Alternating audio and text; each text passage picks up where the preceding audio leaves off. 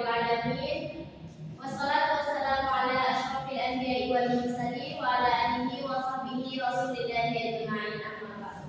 Puji syukur atas kehadirat Allah Subhanahu wa taala yang telah memberikan kita beribu-ribu nikmat, yang diantaranya nikmat kesehatan dan nikmat kesempatan sehingga kita dapat melaksanakan pembelajaran pada kesempatan kali ini. Salawat dan salam tak lupa dan tak bosan jarang kita kirimkan kepada baginda Rasulullah SAW dengan berlafazkan Allahumma sholli ala sayyidina Muhammad wa ala ali sayyidina Muhammad. Baik anak ibu semuanya, sebelum pembelajaran kita mulai, ibu mau mengabsen dulu. Oke? Dengarkan baik-baik ya, namanya jangan sampai terlewat. Baik. Jihan, Ezi Anggraini, Bintar, Fatimah, Alfa ya Bu. Di Alfa ada yang tahu dia kemana? Tahu Bu. Diza, sakit Bu. Putri, Bu. Baik, apakah masih ada yang namanya belum ibu sebutkan? Aku Beru. Oh iya, namanya siapa nak? Oke, Selvi hadir ya. Oke. Anak-anak ibu semua, bagaimana harinya sekarang? Apakah sedang ada sesuatu yang menyenangkan, menyedihkan, atau ada cerita apa hari ini? Kenapa Betna? Dia tadi di jambatan. Di jambatan kamu? Iya. Aduh, jangan berantem-berantem ya, nggak boleh. Kebiasaan Bu. Kebiasaan, bisa kebiasaan dibuat kebiasaan yang buruk itu. Jangan ya. Ya Bu. Oke. Baik anak-anak ibu, hari ini pembahasan kita adalah mengenai menghayati keautentikan Al-Quran. Oke, ibu mau memberikan sedikit pertanyaan kepada anak-anak ibu. Menurut anak-anak ibu, mengapa Islam meyakini bahwa Al-Quran itu terjaga keasliannya? Saya Bu. Ya, silakan Desi. Karena dalam Quran surat Al-Injil ayat 9 di sana Allah juga menjelaskan bahwa Allah menjaga keaslian Al-Quran itu sendiri, Bu. Masya Allah, benar sekali. Kasih aplaus untuk Desi. Ya, jawaban Desi itu sangat benar. Kemudian ibu mau memberikan pertanyaan lagi. Bagaimana sikap Ananda jika menemukan informasi yang seseorang itu meragukan Al-Quran? Siapa yang bisa jawab? Apa lagi, Bu? Pertanyaannya, sikap yang ditimbulkan oleh Ananda jika ada seseorang yang meragukan tentang kebenaran informasi dari Al-Quran. Nah, bagaimana sikap Ananda? Gitu. Siapa yang tahu? Kami maksud soal itu. Iya. Soalnya yang sikap kita maksudnya gimana nih, Bu? Mungkin seperti ini nak. Jika anak-anak ibu mungkin salah satu dari temannya ini ada yang meragukan kepercayaan kebenaran dari Al-Quran. Nah, gimana sikap Ananda gitu terhadap teman Ananda tersebut? Saya, Bu. Ya, silakan Desi. Misalkan saja enggak itu misalnya Quran itu bukan kita Quran Ya.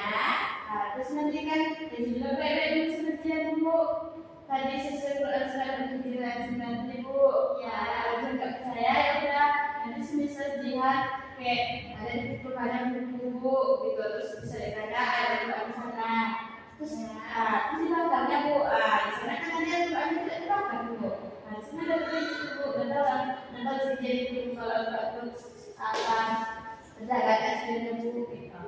Masya Allah, ini Desi ini pintar sekali. Dari tadi dia selalu menjadi orang yang menjawab semua pertanyaan ibu. Ibu sangat senang melihat Desi hari ini.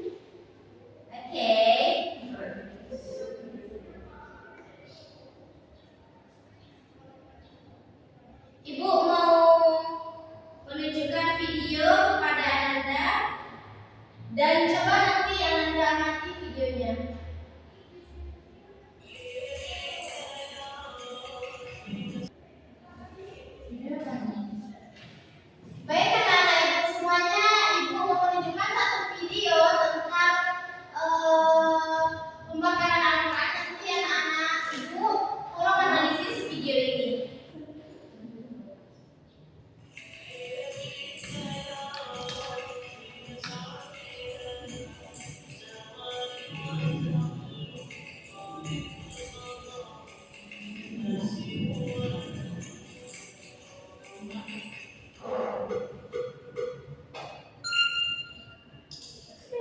sudah bisa memahaminya?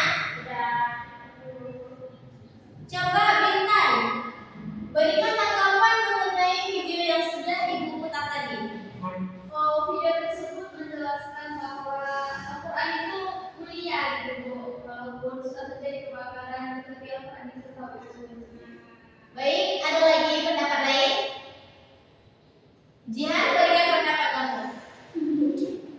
Kalau menurut saya ya Quran itu lebih baik dibakar daripada dibiarkan jadi bertebaran. Soalnya kan itu ayat suci Al-Quran itu kalau sudah bertebaran aja jadi tidak semua orang berdosa, lebih baik itu dibakar. Jadi musnah dia gitu. Itu kan dia tak harus juga dibakar. Harus dong. Kan harus dia dibakar. Tunggu, stop. Kemudian Desi, silakan. Tadi itu videonya kan Al-Quran kan sudah tersisa. Ya, terus bagaimana? Tadi bukan itu bilang tadi. Al-Qurannya emang nggak bisa musnah loh Bu. Kan terjaga keasliannya. Walaupun dibakar dia tak hilang, habis. Paling ada kertas samping, nah ayatnya nggak hilang. Oke, Ibu akan menjelaskan biar anak Ibu lebih paham. Video tadi itu adalah video pembakaran Al-Quran yang kalau tidak salah itu terjadi di Swedia. Nah, ada orang yang membakar Al-Quran di sana yang kemudian Al-Quran itu setelah dibakar ternyata dia tetap terjaga keasliannya. Seperti dalam video tadi kan ada orang yang membakar Al-Quran. Namun sampai sekarang Al-Quran dari zaman dahulu sampai zaman sekarang itu masih bertahan dan tidak ada satu ayat pun yang dirubah di dalamnya. Berarti apa? Berarti Al-Quran terjaga keasliannya. Ya benar. Al-Quran meskipun dibakar dia tetap terjaga keasliannya karena Al-Quran itu tidak hanya ada di dalam satu kitab saja, tapi seluruh umat Islam mempunyai Al-Quran yang dimana umat Islam di Swedia, umat Islam di Jakarta, dan umat Islam di mana-mana isi Al-Quran itu tetap sama, tidak ada yang berbeda. Oke. Ibu boleh izin? Boleh, silahkan. Ibu akan lebih menjelaskan materi pada hari ini supaya nanti kalian lebih paham materi pada hari ini. Baik, pembahasan yang pertama itu pengertian ketertiban Al-Quran. Ketertiban Al-Quran berarti keaslian dan kemurnian Al-Quran. Hingga saat ini Al-Quran tidak mengalami perubahan, penambahan maupun pengurangan. Jadi Al-Quran yang ada, yang kita pegang zaman sekarang ini adalah Al-Quran yang benar-benar asli daripada zaman Rasulullah hingga saat ini. Tidak ada satu orang pun yang bisa merubah Al-Quran. Bahkan pernah seorang penyair pada masa Rasulullah, dia mau membuat ayat yang serupa dengan Al-Quran. Dan sama sekali dia tidak mampu membuat ayat yang persis dengan Al-Quran. Karena Al-Quran itu bahasanya beda, bahasanya indah, dan bahasanya itu memiliki ciri khas yang khusus gitu. Karena itu Allah Subhanahu wa Ta'ala yang secara langsung menurunkannya.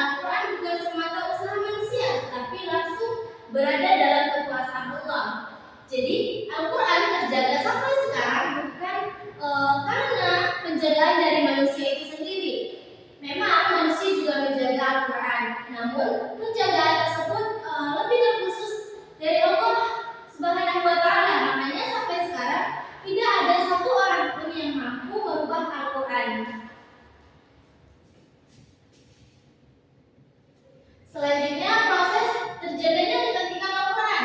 Yang pertama, Al-Quran dihafalkan oleh Nabi Muhammad dan juga para sahabat. Nah, sahabat Rasulullah banyak yang menghafal Al-Quran. Makanya sampai saat ini Al-Quran itu tetap terjaga ketertiban atau keasliannya. Kemudian Al-Quran dituliskan para penulis wahyu dengan sangat teliti. Al-Quran pada zaman Rasulullah itu ada yang ditulis di pelepah, di pohon-pohon, di batu. Yang penting dia bisa menulis gitu. Nah, kemudian pada saat pembukuan semua itu dikumpulkan lalu dijadikan menjadi satu. Kemudian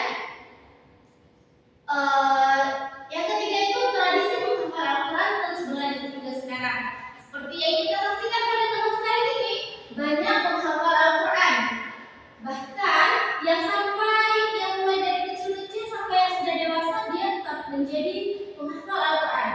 Karena ketika kita menjadi penghafal Al-Quran ya kita tetap harus merajakan gitu supaya hafalan tidak hilang. Kemudian penulisan mushaf Al-Quran dilakukan dengan standar yang ketat dan seragam. Nah, dalam penulisan Al-Quran itu tidak bisa ditulis secara asal-asalan saja. Namun ada nanti pihak-pihak yang akan memeriksa penulisan dari Al-Quran tersebut.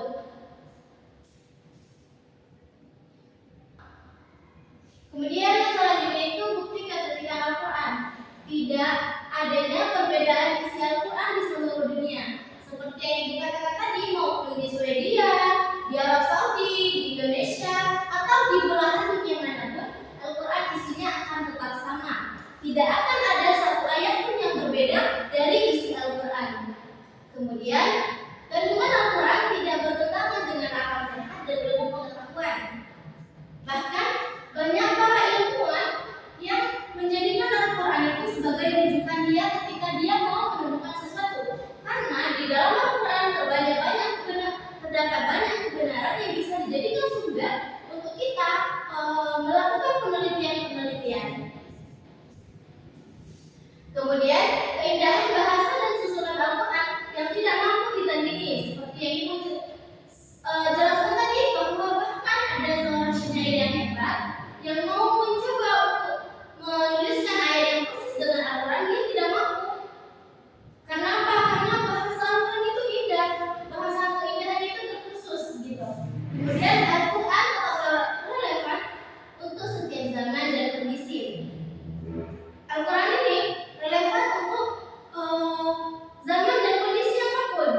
Bahkan dari dulu sampai sekarang, Al-Quran tetap menjadi rujukan umat Muslim dalam setiap kondisi dan situasi. Kemudian apa sih hikmah kita mengimani ketertiban Al-Quran? Yang pertama, menambah keyakinan dan ketenangan hati.